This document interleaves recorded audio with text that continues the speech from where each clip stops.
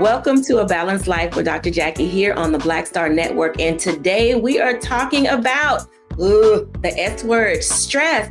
It is April, and as we move into Stress Management Awareness Month, our guest today has some tips, some tricks, and some tools in order to get you on your stress management journey. I know it is difficult to figure out in this lifetime how to eliminate as well as alleviate stress. But let me tell you, whether it's biblical, spiritual, cultural, social, emotional, or physical, stress will show up in your life when you least expect it. That's why stress is considered the silent killer. And today on our show, we have our guests, Stacey Owens, Katrina Smith, Dr. Aaron Bishop, and Dr. Tierney. Welcome in, everybody. Oh my goodness, the S word is almost like a cuss word these days. Honestly, when you think about stress and the many forms in which it appears in your life, do you think that stress is good or stress is bad, or is it a combination? I'm going to come to Dr. Tierney on this one because Dr. T, when I think about stress, so we're just going to say I have a head full of gray hair, so no explanation needed on how my body manifests stress. Talk to us about stress and ways in which it can show up in everyday life. Yeah. So to your first question, is stress good? Is it bad? I do not see anything about stress as being good. Okay. I know there are some people that say, oh, I work better under stress. No, sugar, you may think you do, but your body and what's happening internally is not working optimally. And I think that's the thing we need to really understand about stress, that it's not just an emotion. A lot of times we regulate stress to just a feeling or an emotion or, but stress is something that happens internally in our body. It affects our hormones. It affects our digestion. It affects our mental clarity. So I think when we're really talking about stress, we need to really put it in its proper perspective, that it is something that happens in us as well as it elicits a feeling from us, And so I think when we look at it that way, we'll really take stress more seriously, because I don't think we're taking stress seriously. We've normalized it. Right? Life is stressful, or, a lot of times we feel like we're being more productive when we're feeling the pressure and the stress of it. But really, stress is just as bad as a lot of the physical ailments that we think of. So when we're thinking about, cancer, when we're thinking about, stomach ulcers, when we're thinking about all of these different things, that we wouldn't just normalize that and say, oh, well, no, I don't have to go to the doctor. I just, vomit a little bit every day. Like, no, you would go to the doctor for it, because that's not normal. Stress is the same thing. And a lot of these ailments that we're walking around with in our bodies, they actually come from stress, like stomach ulcers. So when we're thinking about stress, and is it good or is it bad? No, sugar, ain't nothing cute, ain't nothing fun, ain't nothing good about stress. You bring up a very good point. Katrina, talk to us for a moment, because stress manifests. And sometimes people say, oh, you're paranoid, or you're overthinking things, or, that's all in your head. I hate when people tell me how I'm feeling, in the sense of, oh, that's not real. Oh, you can't be feeling that. It's like, how do you know what I'm feeling? That in itself is annoying and equally stressful when people don't believe you when you say that things are really showing up because of some trigger, some resolved issue, some stress related concern in your life. How do we manage people in our space who have a tendency to kind of tune us out because they think we're being over dramatic? So managing people that we come in contact, you have to start setting those. And I'm going to use something Dr. T says. We have to know the difference between boundaries, right? You have to limit people that do not hear you or allow you to be your best self. People that really want the best for you will allow you to express what you are feeling. There's a saying out there right now that says, we listen and we don't judge. You just need a couple of people that listen and do not judge. As you work throughout your stress, you need to start journaling, picking up what shows up when you're stressed. What happens? Maybe you walk into your work environment and you see Miss Susie, and she stresses you every time you see her. What are you going to do when you see Miss Susie? How do you work around that? There are people that cause you stress. And you have to be okay with walking away or finding a strategy that allows you to be the best person that you can be in that environment. Environment. Bishop, talk to us about environment. Because sometimes you can't help who you're around. And most of us, okay, I'm sorry, audience, I'm not going to say that. Some of us, we match energy. So I can give it as well as I can take it. So how do we deal with environments that press us toward not only stress, but acting out of character? Let's talk about the environment, correct? Because when we talk about environment, I think Dr. Tierney said that stress, or Dr. Jacquie said stress is a silent killer. Mm-hmm. So we have to acknowledge that when we are in a stressful environment, we are in a community of killers. And some people kill your joy, kill your peace, kill your strength, because they drain you, because when they are around you, they just bring more stressors on. And the thing about stress is that it doesn't discriminate. That stress can definitely attack all facets of your life. And so you have to definitely manage the pressure of that environment. And when I talk about pressure, you know how when you were young, still today, you have peer pressure. Those stressors and those things that are of human form, or even has the personality of human nature, can become stressors on your life, and you have to manage those. And so one of the things I do to manage the pressurization of my environment is I get ahead of the environment. I get ahead of the environment by trying to start my day early. See, a lot of people, they have this pressurization of time that condenses the environment they're in, because you got to do so much in this space of time. And that space of time, it brings more stress. I got to do it from 9 to 5. But do it from 5 to lunch, breathe, have some space, then finish the second half of your day. Because that is what has helped me manage my environment, that I get ahead of it by saying, I'm going to start my day early. My father taught me these things a long time ago. He was just a country boy from Newberry, South Carolina. He said the early bird gets the worm, which means I got to take advantage of the opportunity that's afforded to me every day, instead of being in that pressurized environment where it begins to rob me of my joy, rob me of my peace, and rob me of my victories. And so that's what I do. And I hope that everyone controls or maintains their environment by things that are of human nature and things that are just people or things that has a personality to rob your joy. Let's talk about that for a moment.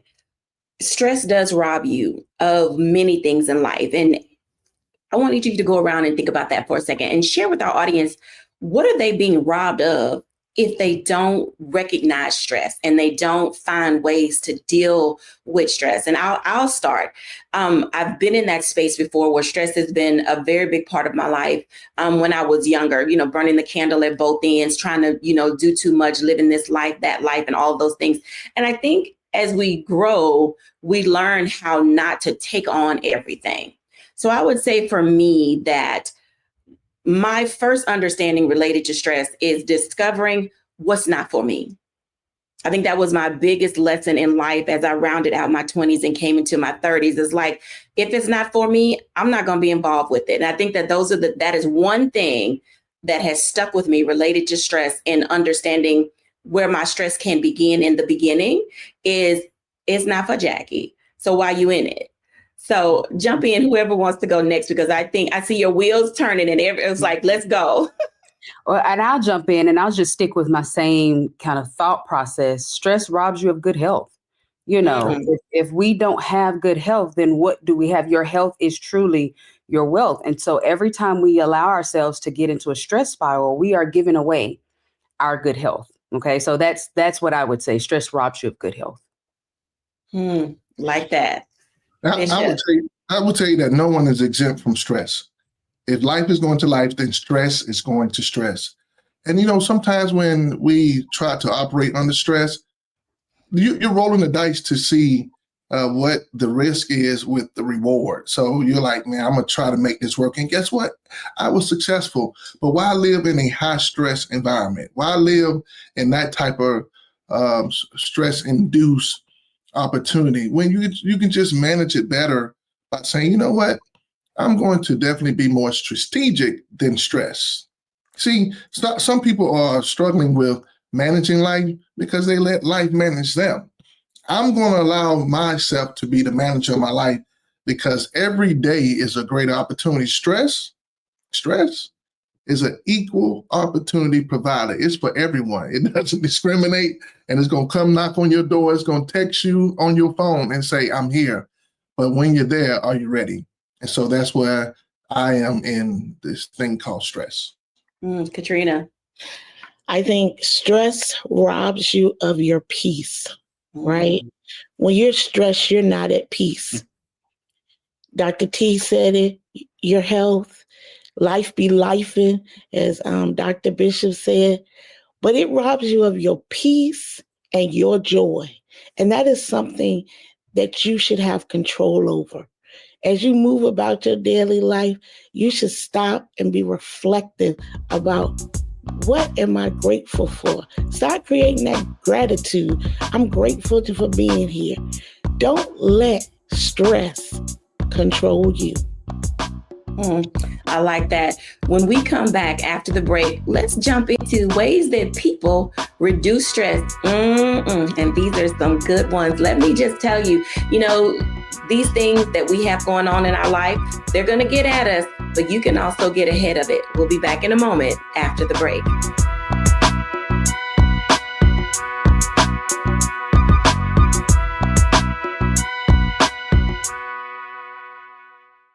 We begin tonight with the people who are really running the country right now. Now, Trump is often wrong and misleading about a lot of things, but especially about history. Donald Trump falling in line with President Elon Musk. In the wake of the unsettling news that MSNBC has canceled Joy Ann Reid's primetime show, The Readout, Roland Martin and the Black Star Network would like to extend an invitation to all of the fans of Joy Ann Reid's MSNBC show to join us every night to watch Roland Martin Unfiltered, streaming on the Black Star Network for news, discussion of the issues that matter to you, and the latest updates on the twice impeached, criminally convicted felon-in-chief Donald Trump and his unprecedented assault on democracy, as well as co-president Elon Musk's takeover of the federal government. The Black Star Network stands with Joy Ann Reid and all folks who understand the power of Black voices in media. We must come together and never forget that information is power.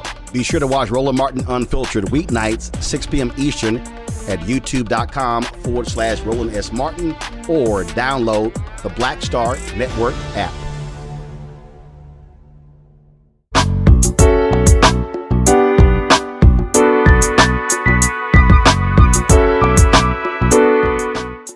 Welcome back, everybody, to A Balanced Life. And as you can tell, stress can rob you of your peace. It can rob you of your joy. It can rob you of time. It can rob you of good health. While at the same time, there are people out there who have found some amazing ways in order to discover how to reduce stress. Whether, like me, I love to axe throw. It is one of my favorite things. I like to rock climb. It gets me in a different headspace. Let's talk about what people are doing in this life to get rid of themselves and stress. And we also want to talk about how people are eating their emotions. Hey, y'all. Now, let me just say, what are some of the things that you do to relieve stress? And I know this is an adult show. It's a faith-based show, but I will say that people do a lot of different things to relieve stress. Oh, people over there smiling, those with significant others, y'all understand what we're alluding to. So there are a multitude. Hey, Bishop, I see you. There are a multitude of ways that people reduce stress. I'm going to let the adulting be the adulting. You know what I'm saying? See, let me go Bible first, right? So the Bible says that stress is this thing that one can be overwhelmed with. One can be overwhelmed with it, right? But then it says two can defend. And see, when me and my wife come together and we be dating, we be booed up and bayed up, no stress, No stress there because the adulting don't want to deal with the childish thing of stress. No, but let me tell you, on a good night after we've had a long week, one of the stressors of me and my wife's union is, man, we're going to throw on some good old music. We're going to throw on some Luther, some Mary, some Beyonce. We're going to throw on, everything that makes the mood turn into the opposite direction, because these things called responsibility or the adulting of life, it can be overwhelming, right? For one can be overwhelmed, but two can easily defend. But that third thing you bring in, which is music, and don't let me get to the line dancing with them fans at, the boots on the ground. When we get to that level of engaging each other as a husband and wife, man, I'm not worried about the stresses of life. At least it's behind me in my rear view. The windshield of what I'm experiencing with my wife literally brings me into managing how life is lifing. And so, yeah, I do the music, I do a good meal, I do some line dancing with my wife, and then we go home.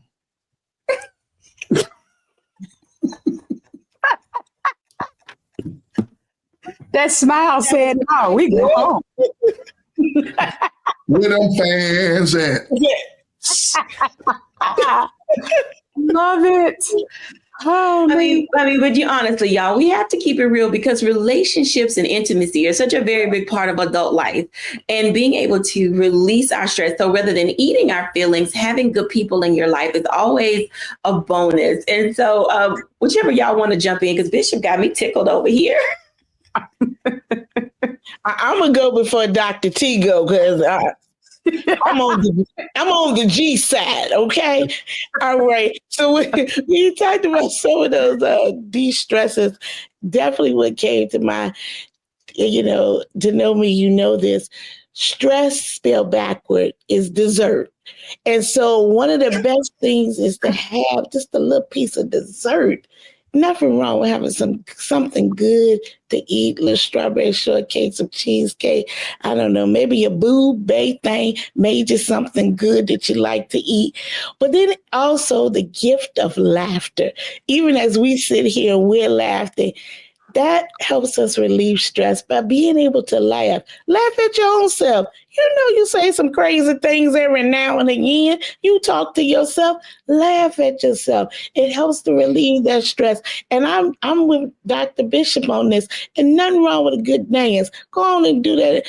Boots on the ground. Go on and get your fans. Shake your tail feather. Dance like nobody is watching and have a ball at it. It all helps us relieve that stress, and it is so much fun. It's so much fun. Dr. T. So I'm going to come somewhere in the middle of them. Oh, PG, y'all. We got the R-rated, the G-rated, and the PG-rated. Yeah, I'm going to come somewhere in the middle. So to what my brother, Dr. Bishop, was saying, yes and yes. Sugar. That is it. And I say, and I want to highlight that because a lot of times we'll allow stress to disrupt our intimacy. Because we're so stressed, it can start to cause us to, separate from one another. But it's something about when you come together and that stress time together, yeah, sugar, you want to go ahead and take advantage of that. And even if we go to a science, there is a hormone that combats our cortisol. Cortisol is the hormone that's released during stress, but there is a hormone that's released when we, what I'm saying, that combats that. That actually puts us in a, not just a good mind space and headspace, but actually calms our body. So it's not just that we're saying like, oh yeah, go, but it actually is good for our bodies when we do that. And of course we're talking about under the, marriage, but we grown. So, okay. But on the other side of the spectrum, you need to know what it is that helps you to de-stress. I employ a multitude of tactics, when I'm stressed out. I will go for a run, and I love to run until my legs burn, my lungs are burning, and I just cannot give any more energy to that thing that's causing me stress because I just gave it all to the pavement. And so that's one thing that I do. Something else that I like to do that's a bit quirky. So do y'all remember the game at the carnivals or the fairs where they'll have like the little clowns lined up, and then you'll take the ball and like throw it at the clown and see how many you can knock over? Well, there's this place here called Frankie's, and Frankie's has that game, and it's only like $1.50 to play. I will go to Frankie's, take my grown self in there with all them babies and get my little Frankie's card and swipe that card. And I will throw that ball at them clowns like them clowns done stole my money. And until I can really get that stress out and really like work that thing out, and whatever it is, whatever attack, whatever is causing me stress, I like put it on that clown, and I try my best to knock that clown's block off, with that ball. So I fly kites, and so I'm giving you all of these different options. I go get massages. I mean, because relieving stress is not a one size fit all, for everyone. You use what you got, sugar, to get what it is that you want, and so for you, it might be axe throwing. It might be blowing bubbles. It might be flying kites. It might be, throwing balls at clowns. It might be getting with your boot thing and boots on the ground or in the air, whatever that is. It's your job to really play with those to see what works for you, so that when stress comes, you'll already have a multitude of options for you to be able to tap into. Multitudes of options are really good. So Dr. T was talking about cortisol, let me get the word right. Yep, oxytocins and endorphins. All of those get released. I had to check my notes and make sure I said it right, because I don't want anybody to talk about I was saying y'all could have Oxycontin. I didn't say that. No. I said oxytocin, which are endorphins that are released when you're in the act. And I'm going to use the S word, the 3-letter word, the not a dirty word called sex, because those are ways, because oftentimes people, between a lack of intimacy and a lack of communication, stress can happen. There's a big distance between what people want to say and then how people act out, not really understanding that they are building stress in their lives simply because they don't have a avenue for release, whatever that release needs to be, can be, or should be in their lives. And people get triggered by anxiety. They get triggered by what people say to them. They get triggered, just by, oh, who do they think they are? And I can't believe her. Or did you see how she walked in? Or he think he all swaggy. All of these different things, how people talk, what they say to each other, bring about different forms of emotions. Katrina, talk to us a little bit about how not communicating openly and honestly can lead to triggers and stress. When you're not open and honest and you're not communicating, you're holding it, right? I can walk in a room and see someone and be instantly triggered because I haven't let it go. That person doesn't know what they've done to me. They don't know that 2 months ago you walked in, you didn't speak to me, and now I'm pissed off. Like, what did you do to me? And who does she think she is?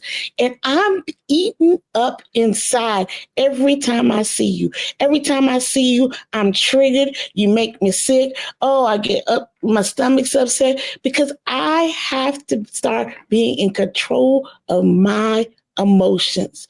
If I'm not willing to go to the person, have a conversation, if I'm not willing to pray and ask for forgiveness, because forgiveness is for me, it's not always about the other person.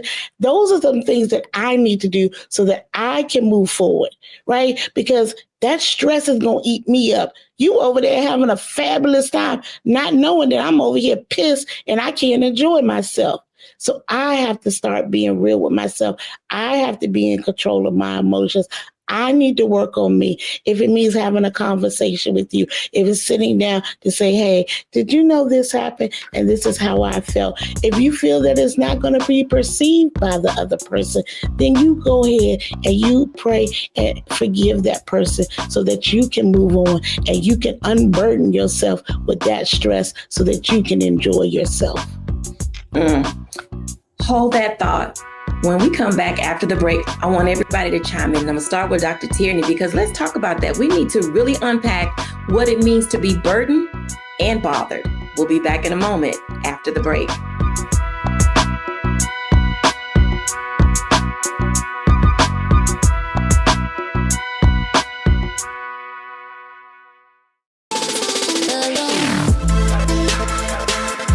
Hey y'all, welcome to The Other Side of Change, only on the Black Star Network and hosted by myself, Bree Baker, and my good sis, Jamira Burley.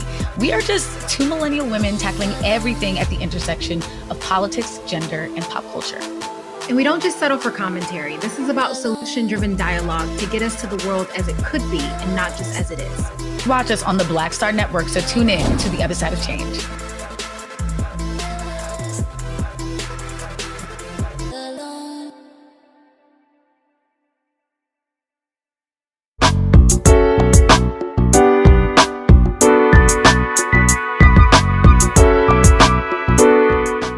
Welcome back, everybody, to A Balanced Life. And let me tell you, you're getting some wisdom keys today. Hey, Dr. Tierney, let's talk about that for a moment, because communication and things that go unsaid can literally be problematic for people in their lives. So what does it look like, Dr. Tierney, to be bothered and burdened?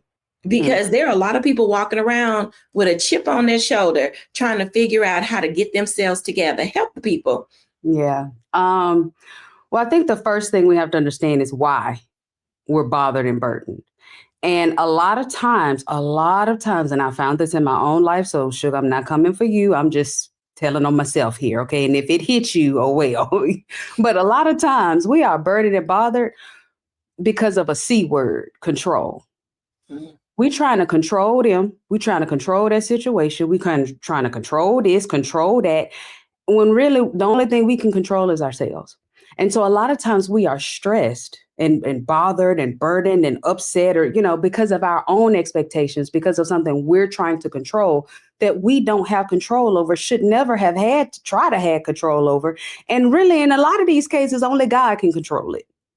But we're trying to control something.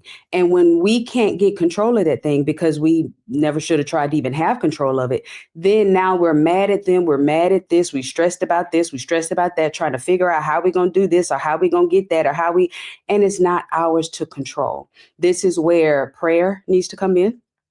Because we've talked about, stress and what it can rob you of, and what Katrina said, it robs you of is your peace. And remember, I've said before that peace is a person, and so when we are in stress, we are often not in prayer.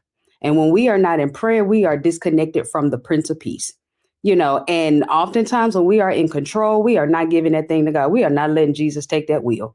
We are the ones that's trying to drive the bus, and we are driving ourselves off a stress cliff. And then wondering why that thing is not manifesting the way that we want it to, and so I think before we can really start to truly tackle the stress and truly what is the tactic that works best for me, we have to get to the why of why we're bothered, why we're busy, why we are so, stressed about this thing, release our control that we think we're trying to have over that thing. And you will find your stress start to, release almost on its own. And then again, in what I said, identifying what are your stress relief tactics and making sure that is not something that's detrimental to you, because some of the things that we're doing to relieve stress is actually causing us more stress, and so there's nothing wrong, like Katrina said, there's nothing wrong with a little piece of strawberry shortcake. There's nothing wrong with, maybe hanging out with friends and going shopping. But if that is always what you turn to, and now you are in debt, and now you got to have all the cake, and now you drinking and drinking and drinking and drinking and drink, and now it's a whole lot of sex, and we addicted to that thing, or as Dr. J was saying, whatever drug things that's coming in, because we're trying to manage it in that way, that's detrimental. Okay. And that's going to ultimately cause us more stress in other forms, financial stress, relationship stress. We're opening the door to more stress in that way. So to keep us from going down that stress slope, we have to get to the why am I so busy? Why am I so bothered? Why is this burdening me? So why am I so stressed? What am I trying to control? And then make sure we are connecting with the Prince of Peace, and that then guiding us to that stress relief that ultimately we really want. Absolutely. Dr. Bishop, talk to us for a moment about these things, because oftentimes people are bothered by things that they have no business in, let alone being bothered by. So how do we, and I know I always say, and men do things differently. And I honestly agree with that. Men do approach life and the things that they face differently. So educate us in that regard for us here and our viewers. Being a man of this beautiful melanin skin in America can be a stressor just by waking up. And, the fact that you operate in such a high level of protectiveness to make sure that everyone under your last name, authority, your family unit is always taken care of. But one of the weapons of warfare that every man should know, according to my faith and to what I read in the book of Ephesians, the 6th chapter, is the prayer weapon, the weapon of prayer. And one of the things I've learned is that although life be lifing and stress comes and goes, one thing has happened to me is that it has increased my prayer life. And there's power in being a praying man. There's power in knowing the understanding of what prayer can do. And so one of those things that I have learned to manage is my prayer life, because I shouldn't pray when it's just a problem. I should pray preventive prayers of problems. So that's one of the things that I walk according to my faith. But also, when we look at coping mechanisms, right, when we learn how to use coping skills to deal with stress as men, we can't over-medicate, because at the end of the day, everything that we do in response to stress is therapeutic. And some men, we can over-medicate because we haven't balanced. That's one of the things we have to practice, balance what is our approach to breaking down stress. And the truth is, we're not just breaking down stress, we're breaking up stress. I love how Tupac said that many of us are just a rose that grew through the concrete. And in life, you have these controlled environments or these issues that are strong as concrete that is becoming a burden on your growth and your development. And that's when you have to pray for your breakthrough. You have to pray for God to give you this balance of things to allow you to shatter the concrete so that you can continue to grow. And the thing I've appreciated about stress, because you have to also appreciate and acknowledge stress, is that stress can help you grow, because you have to grow and learn from all of those things that are stressing you so it doesn't continue to stress you out. I say this, I always use this in my speeches, that stress can be an invisible tax. It's something that is taxing on your life and robbing you of your joy, your strength, your peace. But when are you going to say I paid enough tax in that certain circumstance or that situation? I'm going to approach it differently now. As men, we have to understand how to reduce that thing or reduce that opportunity or reduce that scenario so we can learn from it, so we can grow from it, so we can become better men. And here's the last thing. What about community? You're not alone. You're not in this struggle by yourself. Find an environment of people who will lift you up rather than tear you down and be that burden. And when you do that, you'll find that community of people who becomes a coping mechanism to help you have a greater coping skill in dealing with everything you can't control, because you have to control the controllable. Controlling the controllable. Bring Katrina in for a second, because Dr. Tierney and I don't live in this lane. We ain't got no kids. However, Katrina and Bishop raised Black sons. And oftentimes the level of stress that a parent, a mom and a dad go through raising a young Black male in today's society brings about its own stress. I'm going to start with Katrina, because I want to know, how as a mother do you manage the stress you have with your sons and your Black sons? as a matter of fact, since we've added to the family. So you got 2 sons and 2 grandsons. So how do you navigate these things as a mother and grandmother? First, let me say, I spend a lot of time on my knees. I pray constantly without ceasing for all of my children, but that extra prayer for my young men, my sons and my grandsons. The stress that parents feel is unimaginable. The conversations start when that child is off to school, as young as 4 and 5, that they must realize who they are, whose they are, and what is out there waiting for them in the world. That stress you carry with you constantly. But I always put on my armor. I'm always prepared for it. I stand in the gap and pray for those Black boys of mine and my Black grandsons continually. I am always in the gap. The stress, though, is something that for people who are just starting off, you're worried. You're consistently worried from the time they leave your house, they get on the bus, to what happens at school, when they're on the playground, who they're eating with, what is being fed to them in their minds at school, what are they exposed to on a regular basis, who are they befriending, what do their parents believe. So that's a huge stress, right? But what you can do as a person is to surround yourself with a faith community. People that think like you, that are willing to uplift your children, that are good role models, that are willing to help support you along the journey of making sure that these young men see how to be impactful in the world that we live in right now.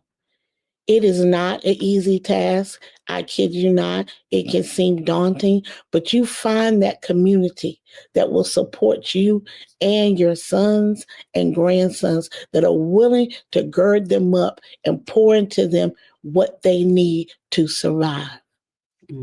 Bishop. Well, I would tell you that you magnify God and you amplify yourself. And what I mean by that, I got 2 eyes, right? I got 2 ears. That's on my body. But the number of eyes and ears I got in my community helps me tell where my son is at all times. I mean, this thing called cell phones, that you can take pictures with. I've gotten a number of pictures of people saying, I got eyes on your son, and show me a picture. And so he doesn't know that it takes a village to raise a child, right? Especially a Black boy. And when he's around here, he's constantly being reminded, son, pull your pants up on your butt. Hey, son, I know your daddy, right? And the truth is, there's a lot of pressure that comes with it.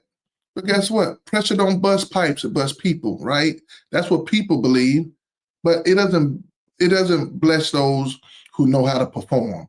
My son gets reminded all the time, son, your dad and your mother, for lack of words, they out here. Well, where are they? Right here in front of you. And so my village, my team, my people who know what my son looks like, because I'm constantly saying, here's what my son is doing.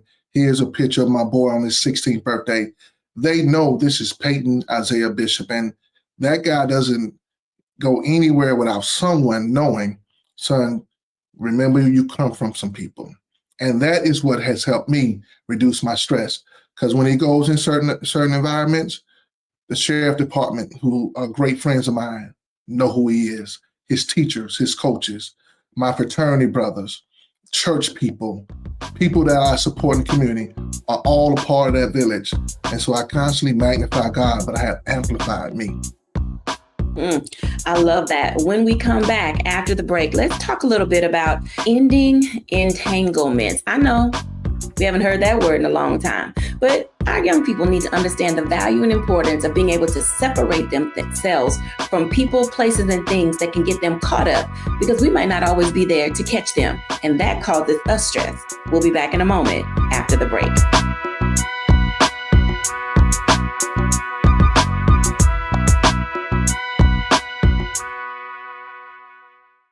What's up, y'all? Look, Fanbase is more than a platform. It's a movement to empower creators, offering a unique opportunity for everyday people to invest in Black-owned tech, infrastructure, and help shape the future of social media. Investing in technology is essential for creating long-term wealth and influence in the digital age. The Black community must not only consume tech, we must own it. Discover how equity crowdfunding can serve as a powerful tool for funding Black businesses, allowing entrepreneurs to raise capital directly through their community through the Jobs Act.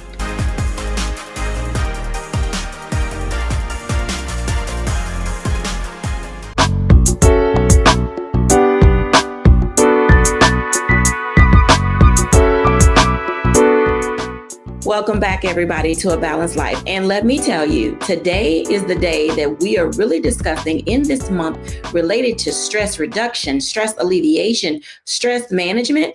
These things are important for our own survival. As we have heard, it can take our health away from us in a blink of an eye. So how do you end entanglements? Get yourself out of things, or maybe not get into them at all, that can literally cause you to lose your life. Welcome back, everybody, because today is the day that we want to be able to share with you what it means to determine and recognize when you are too caught up in a thing. And I'm gonna start with Bishop because, you know, people can get caught up and not realize they're caught up until it's too late. Mm-hmm. And for those of us who are in their friend circle, their brother circle, sister circle, sorority, fraternity, whatever organization, we'll be like, what y'all doing? And why are you doing it? It's like people have a tendency, Bishop, to do the most and too much all at the same time. How do we help people end entanglements that could literally take their lives? You better let go and let God. You said better. You better let go and let God. When you're dealing with entanglements, you're cross-pollinating and, giving brand awareness to someone else. You got to really know who you are when you are dealing with other environments, right? Or other communities or people with this entanglement. One of the things I've learned to do is go in spaces where I'm appreciated, not tolerated. When I look at life and the responsibilities that are on me, there are certain environments I cannot be entangled with. There are certain conversations I don't want to be involved in, because every time I interject myself into a situation or a scenario, I get entangled because of the weight of my responsibility, of the weight of what I bring to the table. And some of us got to stop playing the risk and reward game on things that do not give you any profit, that doesn't give you the gain that you're looking for. The Bible says, what does it profit a man to gain the whole world and lose his soul? My soul, my integrity, my reputation is so important to me that I don't want to be entangled with something that is a web, a weave that I didn't create. And so when I look at where I am, I do have that situational awareness that, oh man, look where this is taking me, or look at this thing that is in front of me that may not come out the best for me. So those things that I've learned through life, through maturity and growth, it allows me to not to reduce myself, right? Put myself in a challenging circumstance that I cannot explain later. And so that comes with growth, because many of us, we'll be in the situation and before we know it, we're like, how did I get here? Well, the question is, how do you get out? That's a great observation, because you get into that space, you guys, when I know for me, like there's outsiders, there's insiders, and then there are times I'm at odds with myself. Dr. Tierney, those entanglements and managing the stress zone that comes with those things, where do people or should people reside? Because there has to be a delicate balance between how you attack and approach, those things that are necessary to keep you sane in this life. Yeah. I think this is where boundaries really come into play. When we know, and this really highlights why I say we should have boundaries and not barriers. Because if we have barriers, remember, sugar, barriers are about them. And we are looking at them and what's going on with them. But boundaries are about us. So when I'm looking at me and I know what my proclivities are, I know what gets me, into a stress space. I know what gets me wanting to act out of character or getting me, then I know what it is that I should or should not do. And those become the foundation for my boundaries. I'm not going there. I'm not saying this, or I am going to do this, or no, I need a minute because I have to pray every morning before I go, that then sets our boundaries. And when we have those boundaries, those healthy boundaries that are based on our needs, what we know about ourselves and the honest view of ourselves, not this view of ourselves that we think like, oh, no, I'm not. No, that real view of yourself, I know that I have a tendency to fill in the blank, sugar. Okay. Build your boundaries on the real you. And then when you have that, then that's what you're functioning from. Now, the next thing, once you set your boundaries, and this you guys haven't heard me say yet, you have to communicate those boundaries. So what that means is that in some cases, yes, we should ghost them. We should ghost that situation. We should ghost that conversation. We should just up and leave. This is where the Bible says, turn and go the opposite direction. Repent, just turn and go in the opposite direction. Do not pass go, do not collect $200. But in some cases, you need to have a conversation. You need to communicate that thing. And this is not to walk in the room and say, well, my boundary is, but if you know that, let's say, let me give you a real example here in a situation that I know, one person in the relationship struggles with anxiety. Okay. Mm-hmm. And so in their struggle with anxiety, what they end up unintentionally doing is creating an anxious home. Okay. And so then some of the demands or the conversations that are happening within that home and with their spouse and with their significant others and with their children is creating this tight, tense, stressful environment. Okay. But the person that now knows the boundaries is like, nope, this is what I need to do for me. So then they go and communicate with that stressful, person and say, hey, when you, say this or do this, I feel anxious, stressed, and that's not good for me. So can we, instead of managing it this way, can we start managing it this way? Let's look at it, doing it this way. That's a healthy communication that can alleviate stress, but also help to make that relationship stronger. Okay, so as we are navigating these different areas and environments that we should be and should not be in, it has to first start with a real honest self-awareness, self-evaluation of ourselves, creating those boundaries, and then how we communicate those boundaries. Is it that I walk away, or is it that I need to have a conversation because God gave me this relationship? He put me in this family. That wasn't by accident. Maybe you're the one that is supposed to break the chains of that anxious behavior pattern that has ran through your family until it ran into you. And so the onus is on you to take that first step to say, hey, am I going to run from this? Or is this something I'm supposed to run from?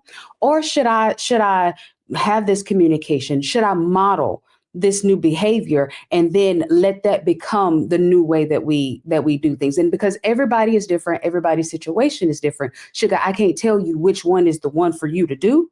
That's something that you have to evaluate. But of course, like y'all know, I give a free 30-minute session where we can have that one-on-one and I can help give you more in-depth guidance, on that. But because everybody is different, this is how you should then be asking yourself that question or coming to talk to me so that we can look at this thing to see how you can manage this stress and what it is that you should be doing to remove yourself from these stressful environments, these stressful situations, and potentially help those around you do the same. I totally concur with that. And I'm going to come to Katrina in a second. But, when we think about what the 5 R's are of being able to deal with stress, and all of those things, you have to rethink things, relax sometimes. You have to be able to release them, and even reorganizing our thoughts and, reducing all the chatter, that is around us. And Katrina, sometimes people have a difficulty with processes because they got to put in the work. They want somebody else to just give them a quick fix and do it for them. And that's not going to help them, as Bishop said, grow into what they need to in order to do what's relevant for them. How do we manage the process of dealing with stress? So when we think about managing the process, there is no quick fix. You didn't get to this point overnight. So it's not going to be an overnight fix, right? So the process about how do we do this, you hit on something, Dr. Jacquie, when you talked about the 5 R's. So looking at some of those R's, take time to rethink how you got there. Think about relaxing. How does that equate to self-care? How do you take time and make time and create a space where you're able to process what is going on? And then reorganizing. I think about that. That's one of the big R's out of the 5 for me personally, is reorganizing. You have different seasons in your life. And as you go through the different seasons of your life, you need to reevaluate where you are. You need to reorganize to put things in proper order. So what works, and I like what Dr. T said, what works for one person won't work for every person, right? But if you're journaling, if you're reevaluating, if you're meditating and spending time with yourself and going back, and you are taking the time and putting in the work to assess yourself and see what is best for you. Now, you may not be able to do it by yourself. You may need a coach. You may need someone to help you, to shape and to provide that extra structure for you as you go along. But you must commit to doing the work. You must realize and own it. Raise your hand and say, I own it. I need help. I need help with being the best person I can be and putting this stress aside. So you have to be willing to take the first step. You have to be committed for the long run. This is not a 2K, a 3K. It's a journey. You need to pace yourself. Find people along the way, whether it's a coach, your pastor, trusted individual, therapist that can help you with the structure so that you can reach your end goal, which is to remove the stress so that you can be the best person that you can be. I like that. So I'm going to ask Dr. Tierney and Dr. Bishop to give us. So Katrina said, I want us to give our audience a take time to. So Katrina said, take time to take the first step and to pace yourself. If you're giving someone this same, Dr. Bishop, what would be take time to, and then Dr. Tierney, take time to? Mm-hmm. So what I want to believe is that you take time to let them do them. Mm-hmm. I'm in this let them season, like let them mess around and find out. Like too many people are entangling themselves in your business when you need to stand on your own business. And one of the things I've learned to do is just say, let them do them. Let them find out. Let them, right? Let them be frustrated. Let them be angry. Let them be disappointed, because at the end of the day, take care of yourself. I love that. Dr. T. Yeah. Dr. Bishop ended right where I was going. I was going to say, take the time to keep your eyes on your own paper. Be that stepping up your self-care. Be that scheduling a free session with me.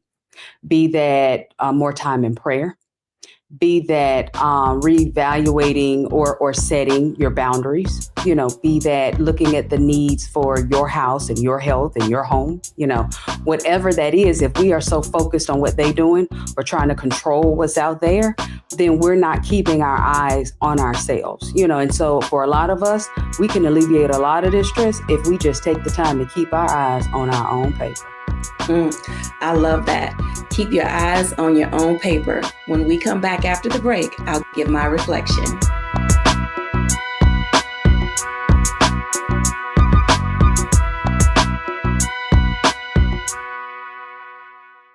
Hello, I'm Isaac Hayes III, founder and CEO of Fanbase. Listen to what I'm about to tell you. The window to invest in Fanbase is closing. We've raised over $10.6 million of our $17 million goal.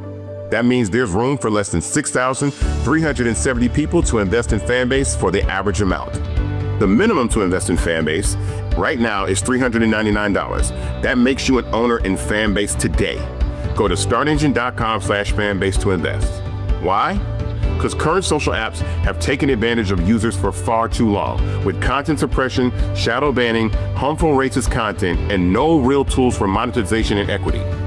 Fanbase has over 1.4 million users and counting, allowing anyone to reach all their following and monetize their content from day one.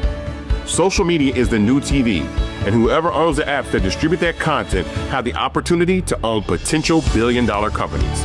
While big platforms with uncertain futures are failing to serve their users, Fanbase is stepping up to fill the gap.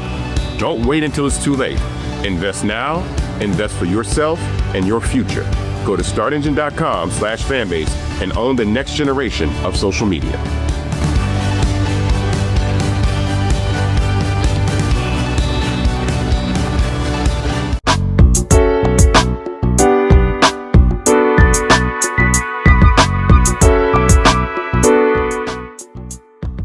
Welcome back, everybody. As you can tell, discovering how to have a healthy mind and managing stress isn't easy.